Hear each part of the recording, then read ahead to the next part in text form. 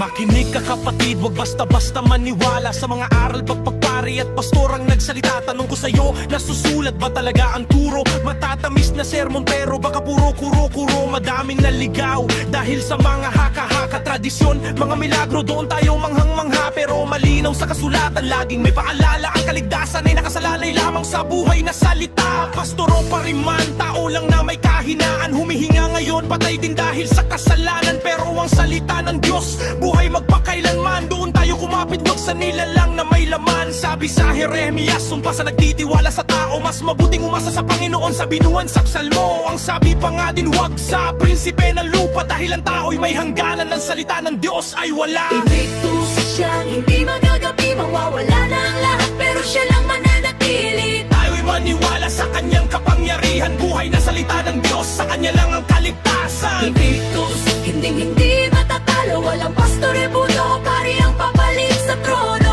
Magbasa, makinig, sumunod sa kautusan, kay Kristo lang magtiwala, hindi kanino man.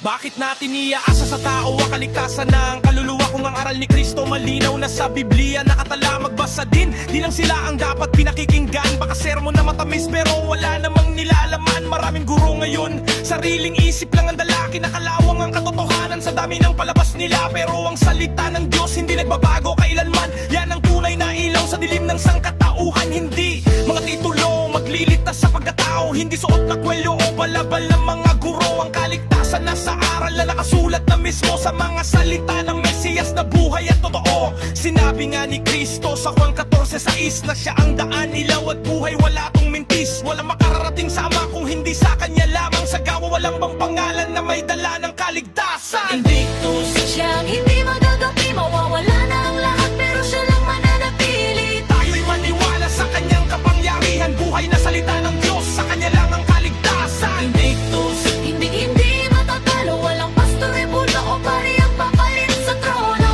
Magbasa, makinig, sumunod sa kautusan, kay Kristo lang magtiwala, hindi kanino man. Siya ang larawan ng Ama na di nakikita, karunungan at kapangyarihan na nagkatawang tao sa lupa. Hindi gawa ng tradisyon o doktrinang gawa lang ng tao, kundi katuparan ng salita mula pa sa simula pa ng mundo. Madami ngayong aral, gawa-gawa lang ng mortal, ni hindi nga nakasulat, ginagawa tayong mga hangal. Madami namang sa matatamis na salita ay tuwang-tuwa, kung madaming mahuhulog sa hukay, hindi na dapat ikabigla.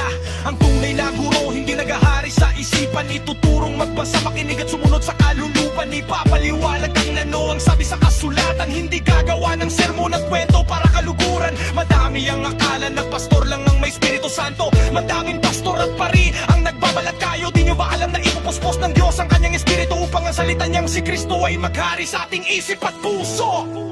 Kaya huwag iasa ang kaligtasan sa iba, tanging si Kristo lang ang buhay na salita ni Ama.